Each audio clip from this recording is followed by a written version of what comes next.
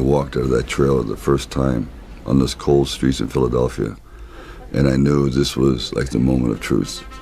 And they said, "Sylvester, you ready?" I said, "No, but Rocky is." You're gonna eat like me, and you're gonna crash thunder. Why do you want to fight? Because I can't sing and dance. Down, stay down.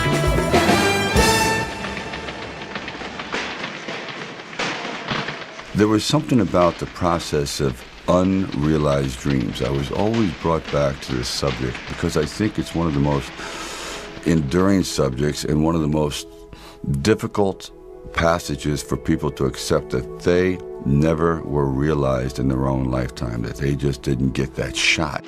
You know, I've been coming in for 6 years, and 6 years you've been sticking it to me. I want to know how come. You don't want to know. Yeah, I want to know how come. You want to know? I want to know how. Okay, I'm going to tell you. Because you had the talent to become a good fighter. And instead of that, you became a leg breaker. Some cheap, second-rate loan shark. It's a living? It's a waste of life.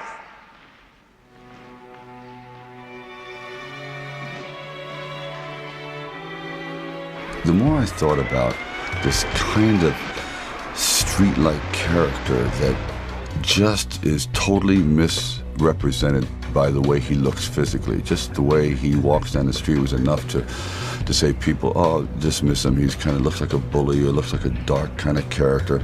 And don't hit the face! No, not the face! The Gazzo wants the 200 now. Yeah? I'm broke. Honest to God, I'm broke. Mr. Gazzo says I should get the 200 or break your thumb. You understand? Please. Huh? Please.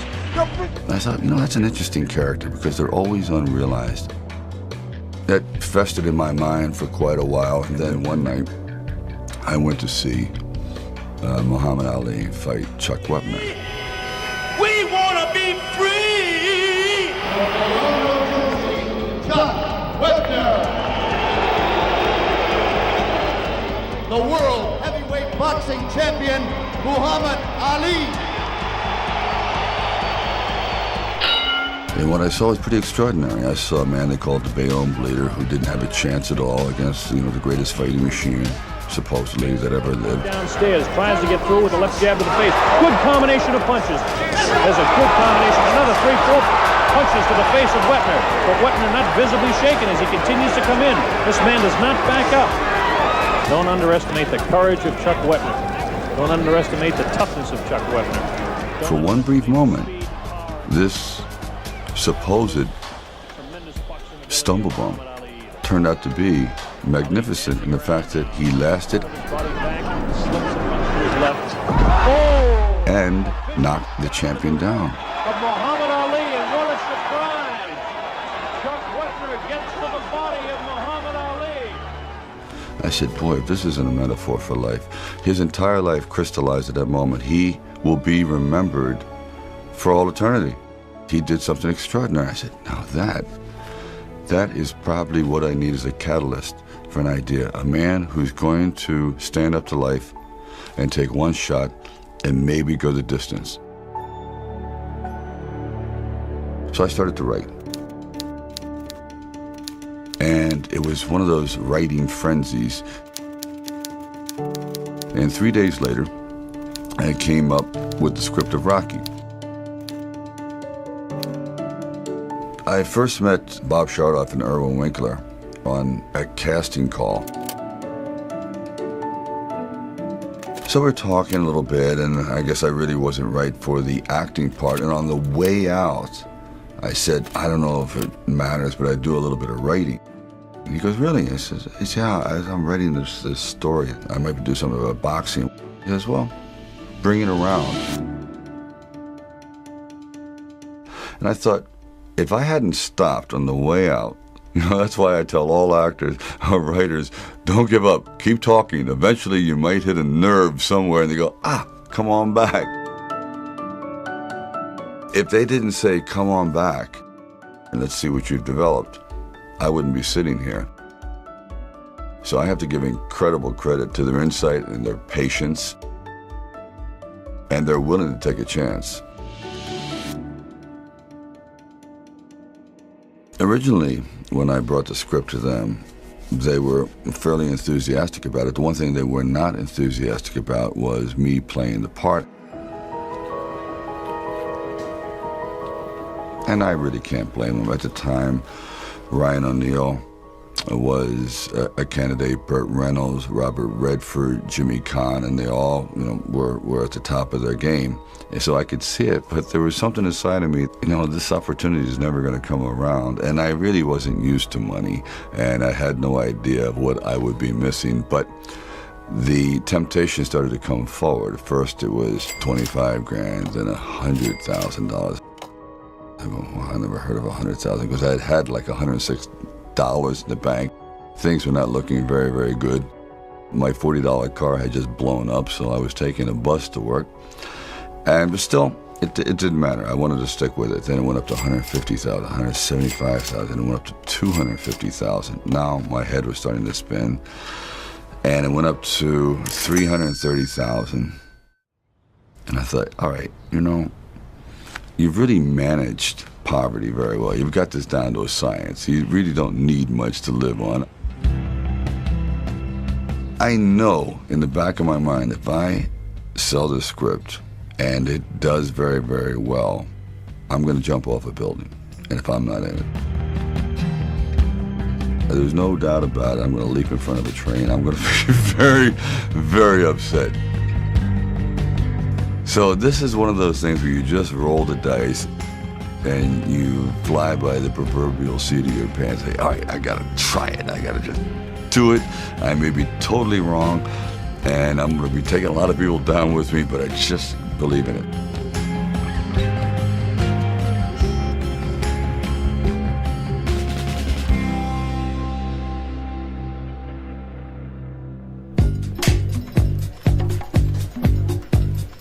We didn't have really the money to shoot a normal union film at that time in Philadelphia, so we would travel in a van. I would jump out of the van, and we were working with the handheld camera at the time with Garrett Brown, and it was somewhat experimental. And he'd film me running through shopping malls and up down the steps, curved corridors along the river, until finally my legs basically gave out, and I'm like writhing on the ground, and I want to rise up and say, John, I'm dying here. And he goes, no, use it. Use the pain. I said, for what? I mean, I'm in misery. He goes, well, no, it's giving your character some depth. He would have me run and jump park benches and down streets, and people are throwing things at me. Like when I had the orange thrown at me, and these people had no idea who I was. I was just some strange alien invader in a well-worn, tattered, baggy, incredibly ugly sweatsuit running through their neighborhood, and they're like throwing things at me. And we kind of like made it work, but actually it was like, I thought they were trying to hit me with the orange. We just jumped down and saw this ship along the dock. Run as fast as you can along the ship. And I'm running and running. I said, you know what? My legs are buckling. I'm literally going to crash down here. Teeth are going to go, jaw, face. I'm just going to be ground down to this flat-faced image. And I just barely made it. Talia Shire was also a last-minute choice because we just couldn't find the right person, and then she came in, and we just read, and I felt the earth move. I really felt a tremendous vitality and kinship. I mean, I loved her. I really, really loved her. I just loved the way she looked and the way her hair fell, and this timid, fragile creature. I said, it was just incredible, and the perfect voice. Rocky meets her, and he just talks to her, and he sees a beauty in her that no one else sees. So, I want to go home, make up a joke. I'm going to tell you a new joke tomorrow, okay? Good night, Adrian. Good night, Rocky. Everyone has something to do. Rocky really has nothing to do, so he moves at a much slower pace, and he observes, and he sees things that other people don't see, so he's trying to bring her out. I don't know, would you like to maybe, you want me to go out together? What do you think? Would you like to? Because I guess he feels that she's probably the only one who's worse off than he is. We're going to have a good time. So he's feeling kind of like a little protective towards her. I think we make a real sharp couple of coconuts. I'm done with your shot. What do you think, huh? And I'm starting to like realize that this is the key to the film. This is the heartbeat. Hey, you wanna come inside? No, I gotta go. Well, I gotta go too. I gotta go to the bathroom. The whole movie is going to be based on the discovery of these two people, the love. Huh? Come on. Come on in.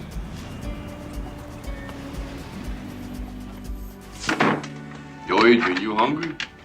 No. She goes upstairs, I could go for some music. and now she's like terrified. This is not exactly what you call a swinging bachelor apartment. You wanna sit down?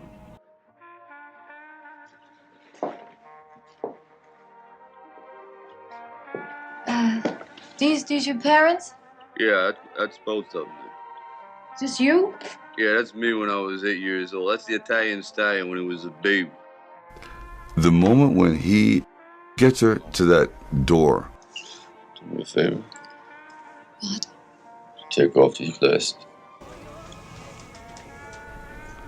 all of a sudden the whole facade changes. He no longer looks like this terrifying guy. He goes, you'll never see better responding by an actress to an awakening inside of like really feeling like someone truly loves her. It's like she's dying. She's never felt this before. And coming from this man who is, this physical kind of specimen, the last kind of guy she ever imagined herself being with. I want to kiss you. You want to kiss me back if you don't want. I disappear in that scene. She is just off the chart. We go down to the floor. I don't know if I could ever have a scene that had more love that I'll ever do in it. Without a ranked contender, what this fight is going to need is a novelty. This is the land of opportunity, right? So Apollo Creed on January 1st gives a local underdog fighter an opportunity. And I couldn't have come up with a better Apollo Creed than Carl Weathers. He was absolutely magnificent on his feet. An amazing body, the perfect voice. Rocky, ain't you Italian? Yeah, I'm Italian, man. Well, now, what does that mean? That means if he can't fight, I bet he can cook. We were going to use Ken Norton, and Ken Norton goes, well, no, I'm going to go to the ABC Superstar competition. It fell out like 2 nights before. I said, oh boy. I tell you, I really believe in divine intervention sometimes, because he walks in, he starts to audition, and he's doing the lines well. A Snow White underdog, and I'm going to put his face on this poster with me. And then he gets up and he starts to box with me a little bit. Bangs 2 or 3 off my head. I said, geez, this guy, he really doesn't care if he gets the part, does he? I mean, he's putting lumps on my forehead and he's really into it. Well, yeah. All right, now here's the... Okay. I really want to go flying into these ropes. Then he sits back down and goes, Mr. Avildsen, I could do much better if you had a real actor reading with me. Well, Carl, that's Rocky. That's the guy who wrote the script. He goes, oh, maybe he'll get better. That's the way I see it. And that's the way it's going to be. You know what? I said, please, hire him. He's great. He's good. That's exactly the attitude I wanted. He was fantastic, and he still is. Beat me! I love it!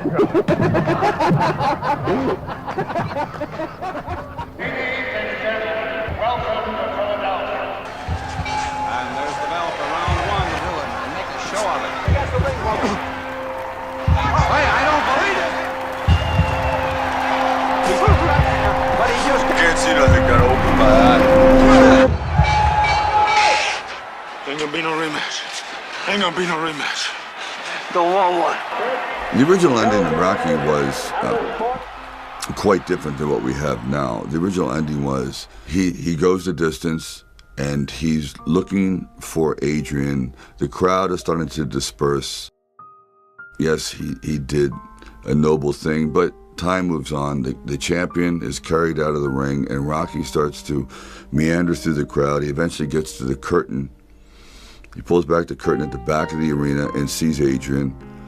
She gives him a slight hug, and hand in hand, they start to walk back to the locker room. There's no one talking to him anymore. There's just trash strewn everywhere, and they just see these two solitary figures moving off into the distance, off into, like, you know, being anonymous forevermore.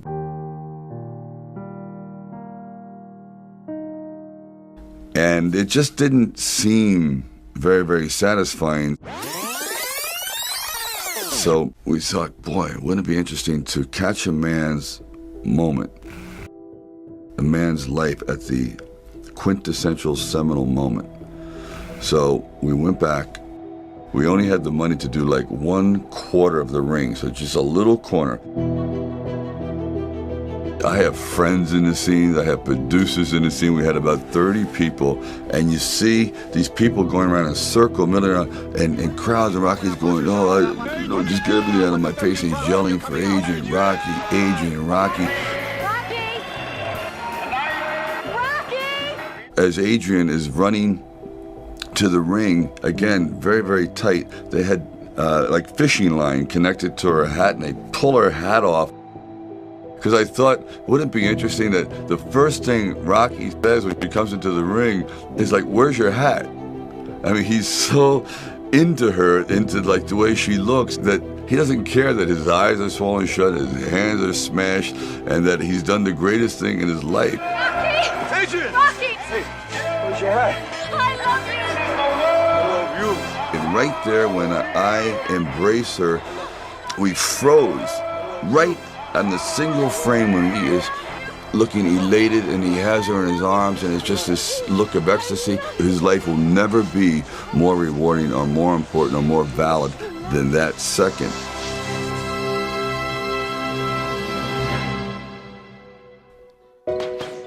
Rocky never expected to win. Never. He knew it. He was that much of a realist. And I admired the character for that, because so often I had gone to fight films and sporting films. Yes, we're going to go out there, we're going to knock him out, you're going to win. We've come too far together to stop now. I said, no, I'm not going to win. I'm going to get destroyed. But if I can just be elusive, if I can still be standing on my feet, you know what? Then life isn't so bad. And I think, symbolically, at the very end of our lives, if we can still say, you know, we were never humbled, we were knocked down, but we got up, and I can say, I lived life with integrity, and I took all the blows, I still prevailed. That's what I tried to capture in this film. You start this fight, I'll kill you. But more importantly, I also realized that you can't be alone. To really succeed, no man really is an island. And it took the love of a woman that no one else loved. You know, you're looking very great today, you know that? It took even the befriending of her brother, who no one could understand. But they gelled together, and Rocky brought this whole group together. They made a whole entity, a whole person. When you find the right components in your life, the right people that gel with you, then you feel as though you're invincible. It may be a fallacy, but you at least feel as though you can take all that life has to dish out. And now, when I sit back and I reflect on it, I truly miss that character so much. I tell you, sometimes I could just cry, because I'll never have a voice like that again, where I can just speak whatever I feel in my heart. And if I can go that distance, seeing that bell rings and I'm still standing, I want to know for the first time in my life that I weren't just another bum from the neighborhood. That's the one thing I'll always cherish about that character. If I say it, you won't believe it. But when Rocky said it, it was the truth.